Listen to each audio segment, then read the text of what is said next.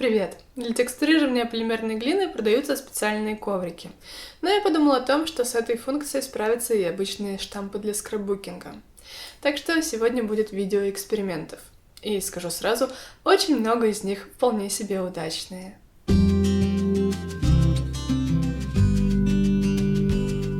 Все началось с того, что я захотела сделать кулон Трис из Ведьмака. Но с вырезанием и лепкой у меня большие сложности. У меня в этом нет никакого опыта, и этот процесс один из немногих, который начинает выводить меня из себя. Тем не менее, я решила запечь хоть что-нибудь с бусинками, чтобы посмотреть, стоит ли запекать с полубусинами, которые у меня есть, или лучше их приклеивать потом. И да, такие полубусины стоит добавлять в свою работу только после запекания глины. Для кого-то это может быть супер очевидным, но мне же было интересно проверить это. Глина совершенно спокойно отошла от моего кулона, и можно было продолжать пытаться. Я решила экспериментировать, потому что я вспомнила о том, что у меня есть вот такой силиконовый штамп. Не совсем то, что у Трис, но узор тоже интересный. Я взяла полимерную глину от Русалины, именно благодаря ей я попробовала глину Цернит, и знаете, она довольно мягкая, с ней приятно работать, но бывает она слишком мягкая. Может быть, я просто не до конца поняла все нюансы работы с ней. Я работаю на силиконовом коврике, который вырезала из кривой круглой формы с Алиэкспресса. И да, у меня по-прежнему нет скалки для глины, поэтому я просто использую карандаш и разминаю глину пальцами. Для мелких работ такая альтернатива вполне приемлема. Раскатанный блинчик подходящего размера, значит, можно браться за штамп. Он у меня с довольно мелкими элементами, поэтому я взяла сухой пигмент и втерла его в верхний слой глины.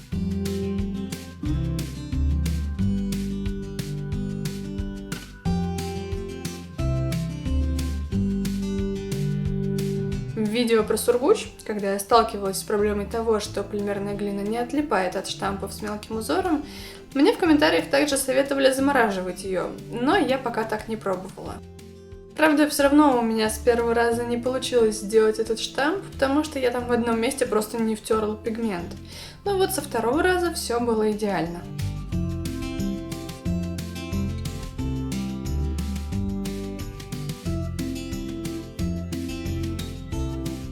Я решила добавить сначала немного синего, потом я взялась за зеленый пигмент, чтобы была хоть какая-то отсылка к первоначальному кулону, который я хотела сделать. Но потом я поняла, что ничего хорошего из этого не выйдет, и тогда я поняла, что это эксперимент, в ходе которого я втираю пигмент в глину, в которой уже был втерт пигмент. И результат получился не очень. Соответственно, пытаться покрыть пигментом глину, в которой вы уже втерли пигмент, ничего хорошего из этого не получится. Хотя тут все зависит от цветов и эффекта, которого вы хотите добиться. Дальше я накладываю рамку и вдавливаю ее, чтобы вырезать кулон. Если это делать пальцами, ими можно задеть глину внутри, и рисунок может быть нарушен. Поэтому я давила карандашом, чтобы он не касался глины внутри. Отрезаю лишнюю глину, и кулон готов.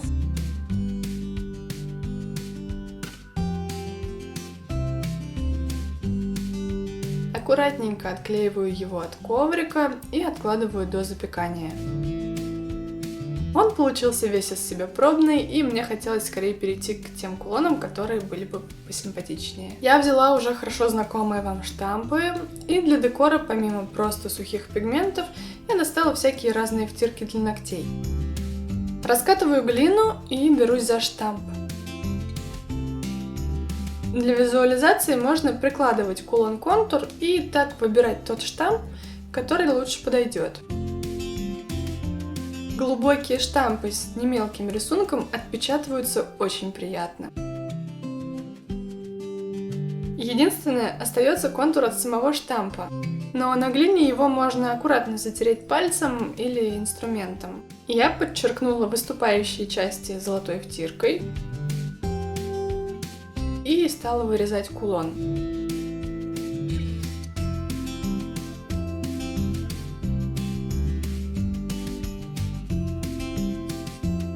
Конечно же, работать в этой технике можно и без кулонов-контуров. Делать заготовки для колец, для сережек, те же самые кулоны делать, вырезать произвольные формы с помощью ножа или пользоваться вот такими вырубками. Можно вообще сочетать эту технику с другими, и, может быть, это станет у вас частью какой-то картины.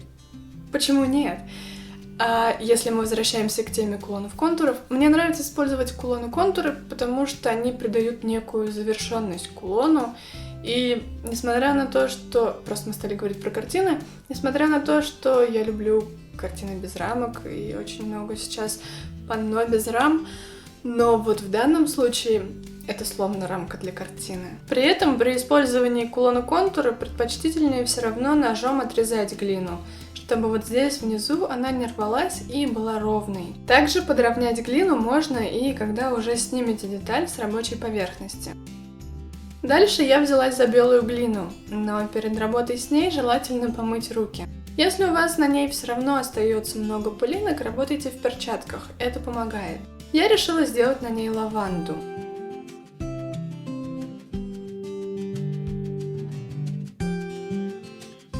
На белой глине она и так очень красиво смотрелась, но так как я сегодня экспериментирую с глиной и пигментами, я решила раскрасить цветы. Перламутровые пигменты, кстати, можно заменить сухой пастелью или тенями для глаз. А можно запечь глину и потом покрасить выдавленные части акрилом, например. Все так же с помощью карандаша я выдавливаю кулон, и еще одна подвеска готова отправиться в печку.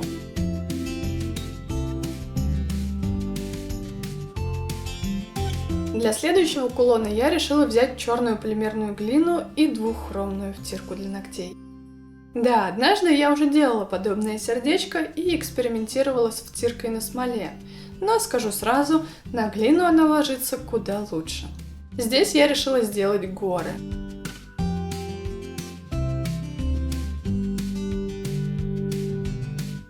От штампа опять отпечатался его контур. Вот этот вот про это я говорю. Но это ничего, я постараюсь затереть его пальцем.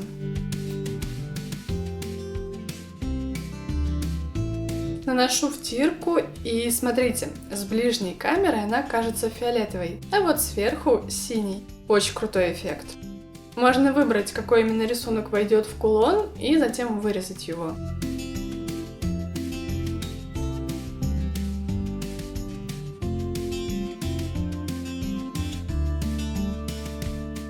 Я заметила, что у глины с эффектом металлик при раскатывании могут появиться вот такие узоры из перламутрового пигмента, который входит в состав. В нашем случае это может пойти на пользу. Их можно использовать в качестве дизайна в том числе. А если же они вас не устраивают, просто еще раз разомните глину и раскатайте заново.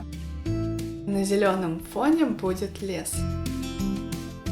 Здесь я решила попробовать нанести перламутровую полупрозрачную зеленую втирку на сам штамп и посмотреть, что будет.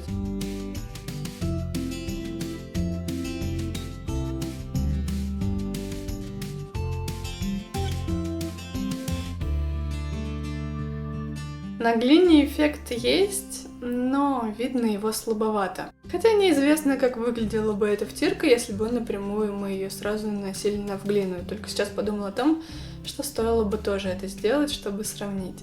Ну ладно.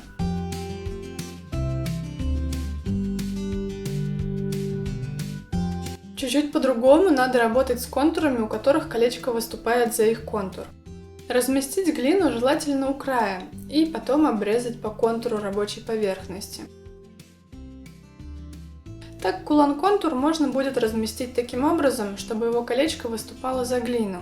Если у вас не силиконовый коврик, а, например, обычный лист бумаги, то под него вы можете подложить какую-нибудь толстую картонку или коробочку, блокнот или даже книгу. С ней ничего не случится, а вам будет удобно работать. Здесь я решила сделать Анютины глазки, но их проблема в том, что они тоже очень мелкие, поэтому я воспользовалась черным пигментом. Я, конечно, довольно кривовато раскатала кусок этой глины, но ничего. И здесь же мне хотелось применить золотые блестки.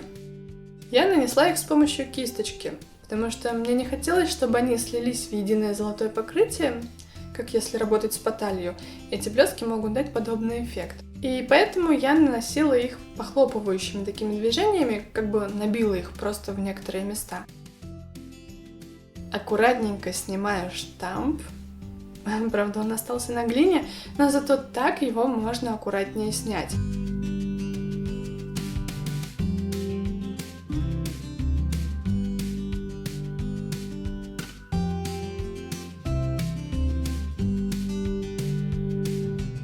И результат превзошел все мои ожидания.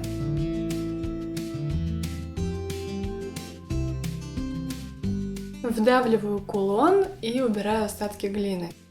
Их можно использовать в дальнейшем, просто они уже будут с блестками. Если вы хотите сохранить глину без добавления пигмента, то можно вот таким образом обозначить будущую рабочую область и уже ножом отрезать лишнюю часть глины, пока вы не нанесли никакие пигменты. Желательно оставить между тем контуром, который у вас получился, и линией отреза, ну где-то миллиметрика 2 хотя бы. И вот вы вырежете, можете наносить декор и потом выдавливать ваш кулон. Теперь все получившиеся кулоны отправляются в печку. Я запекаю согласно инструкции на упаковке глины. И тут есть последний нюанс. Глина сама к кулону-контуру не приклеивается. Поэтому я аккуратненько ее вынула и прошлась тонким слоем суперклея по контуру, который будет потом не видно. То есть тот контур, который соприкасается с кулоном.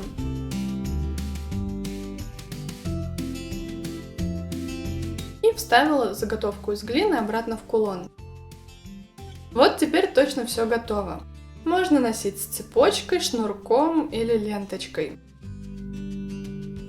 Можно дополнить такие кулоны эпоксидной или УФ-смолой, но это уже в другой раз. Надеюсь, это видео было для вас интересным и полезным. Большое спасибо моим спонсорам за поддержку. Я вас вот так вот люблю. Пока.